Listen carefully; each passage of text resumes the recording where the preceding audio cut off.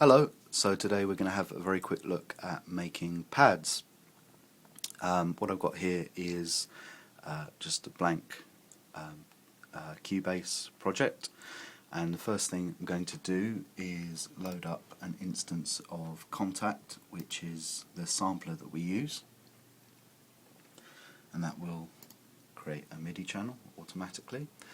And then I'm going to open a copy of Alchemy, which is a synth. Actually, this is the Alchemy player, not the full version of Alchemy. It's like a stripped back synth. And then I'm going to open another instance of Alchemy. So we've got two Alchemy players and a Kontakt. You can see here it's created MIDI channels for all three of them. You've got to excuse this, it's a bit tricky. I'm filming this with my phone, and so I'm trying to do all of this with just one hand, and the quality probably isn't great, but you get the idea. So the first thing in the first Alchemy, let us load up some pads. What we tend to do is we get ambient and electronica packs for this synth, and then play with those. So let's choose one. This one.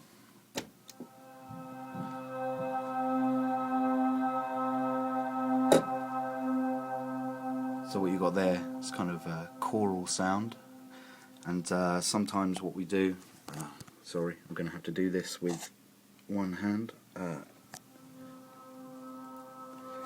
This is brilliant, really professional. So you can see, play with the parameters, you get different types of sound. Obviously, I'm sure you're used to dealing with the synth. I'll take some of the tops off with the filter, slightly dronier sound.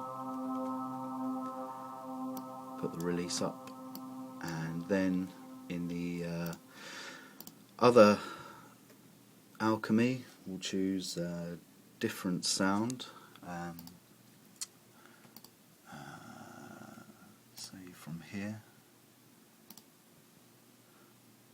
dolphins, that's always good. Everybody loves dolphins. It's a kind of noisier sound.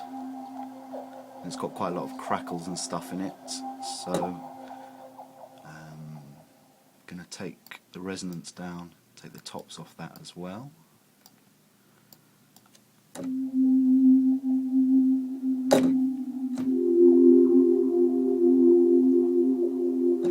boomier.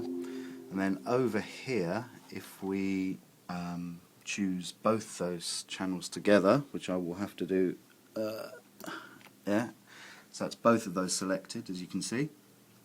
Now when we play the note, it will play both the synths.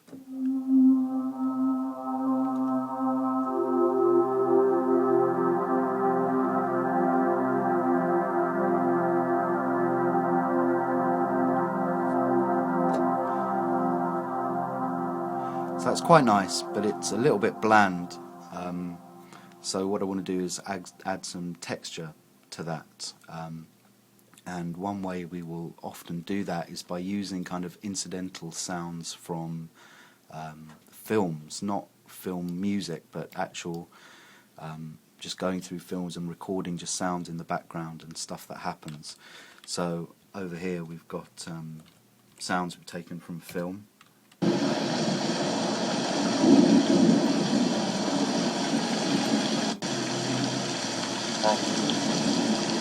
Right.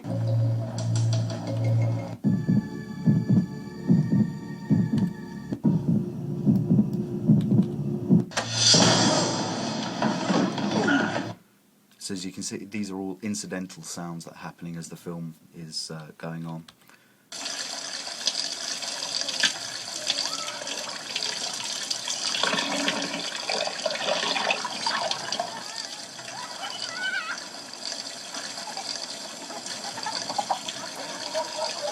That's quite an interesting sound. What you've got there is lots of different things happening. If I recall correctly, it's a scene in a film on a farm where somebody is at a pump and they're pumping water, and there's kids playing in the background and there's chickens running around. So what you got several different sounds in there. You've got the sound of the pump, the sound of the water, the sound of the chickens, and the sound of the kids.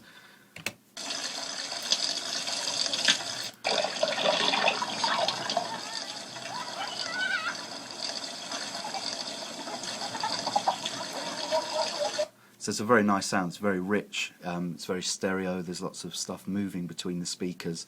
So that's the sort of thing that we would use to give pads like these some texture and movement. So what I will do is now come to Kontakt, get that sound and drag it into Kontakt.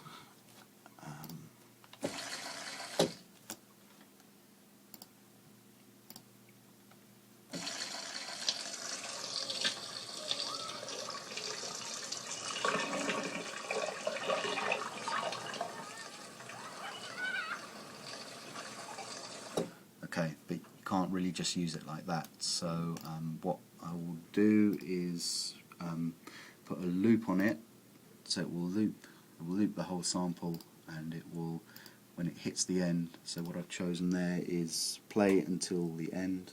Oh, that's nice and blurry for you, but that says play until the end, and then start playing backwards. So when you play it, I'll play it higher so it plays quicker.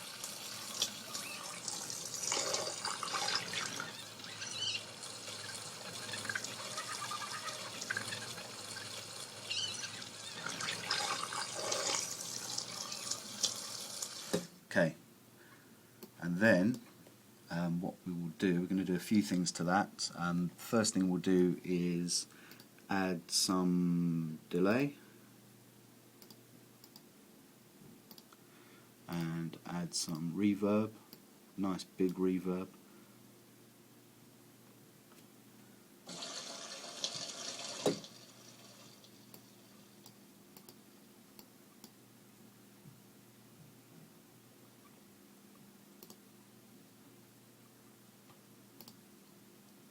And also a filter, so we're going to put 6-pole filter on there, and you can hear, if I turn that up, it's taken all the tops off. That's a little too much. You can hear there's some nice reverb and delay on there. So now, to get some movement on there, if we attach an LFO to the filter, and that's somebody with a ladder outside, you can hear. And then down here, we'll take the frequency, the movement of the LFO right down. You can see here the filter. That's too much, so we'll take the extremity of the filter down a bit.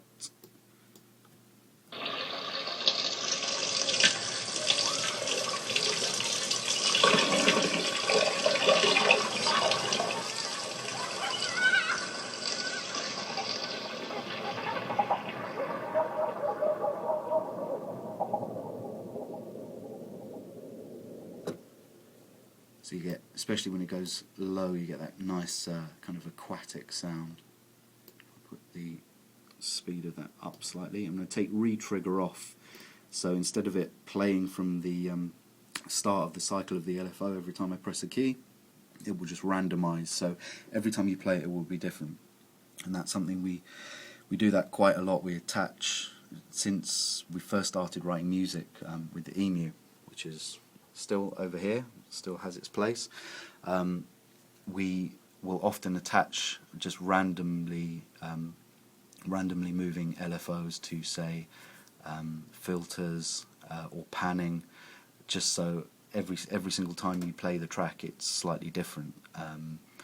Not that anybody would notice that much, but you know, we happen to take a recording of one track, it will only be that version of that track that one time, because the LFOs will do something different every single time. So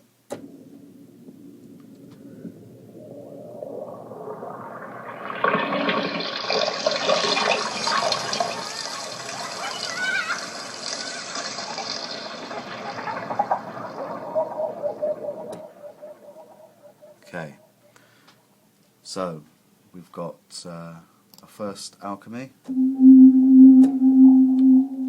our second alchemy. And our chickens in Kontakt.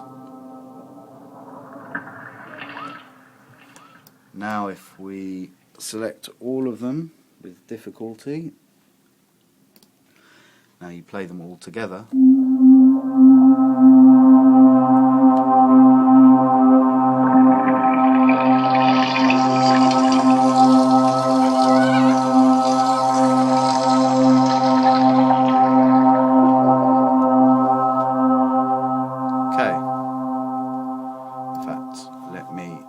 Take down the release of those, they're slightly more bearable.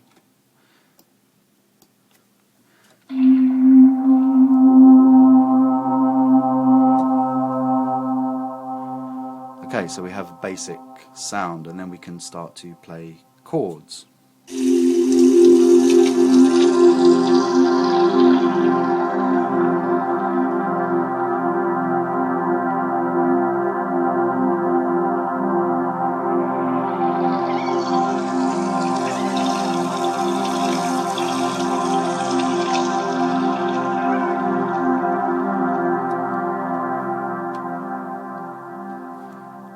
So now perhaps if I record that in,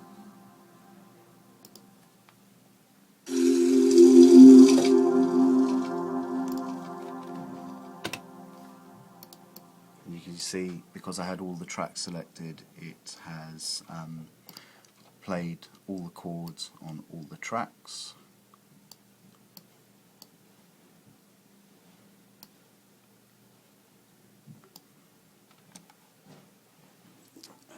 Excuse me, let me just...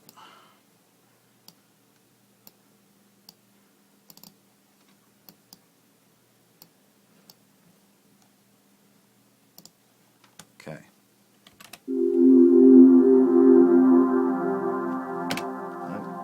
Remember to loop the sequencer.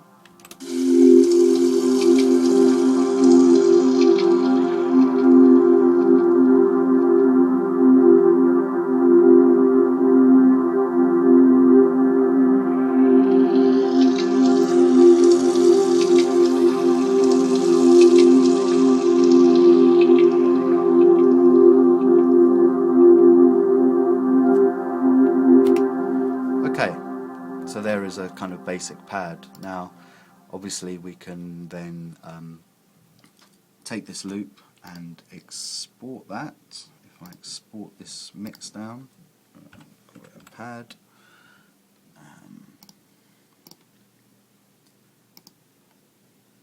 stick it in there, and I'm going to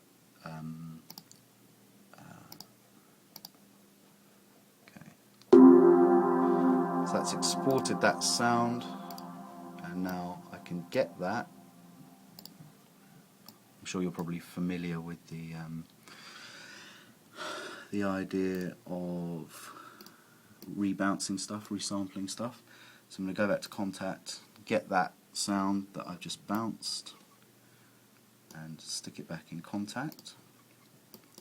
And now back in the sequencer, if I create a new MIDI track and assign that to Kontakt, and it's already on channel 2. So now if I play that,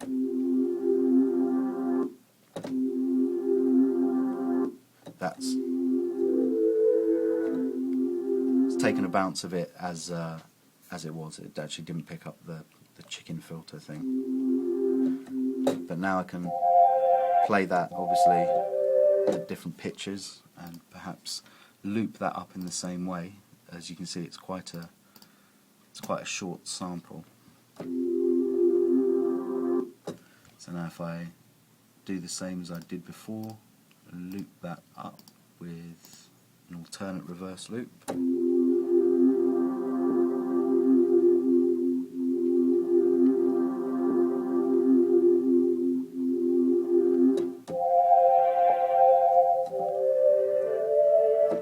Again, add some delay and reverb just to smooth it out a touch.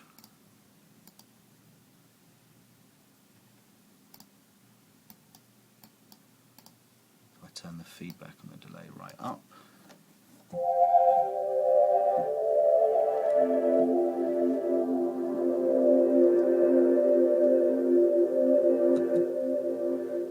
So now what I can do is play the original loop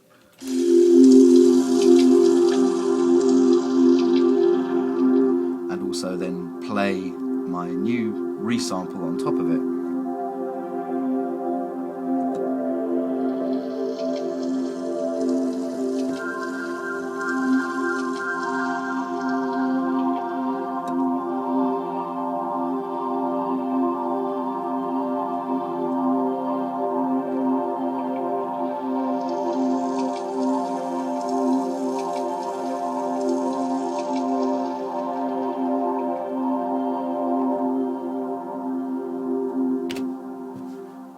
There you go, and that is a very, very fast way to make a pad.